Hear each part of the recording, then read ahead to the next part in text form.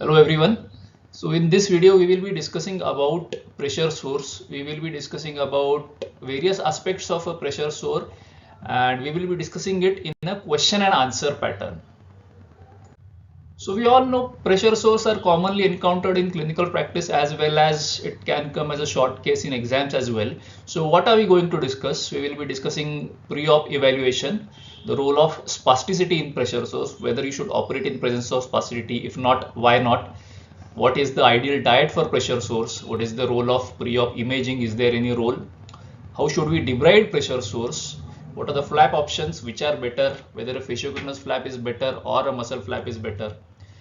Should two ulcers be managed simultaneously? Should they operate? Should they be operated simultaneously? When should we operate them? When should we not operate them together? Then we will also discuss about the vascular basis and axis of the variety of flaps which are commonly used for bedsore reconstruction. Why is anesthesia important for bedsores even though the patient is paraplegic and there are no sensations? What is the role of physiotherapy? What specific exercises should we advise to the pressure sore patients? And many more things. So let's go into it in a question answer pattern one by one.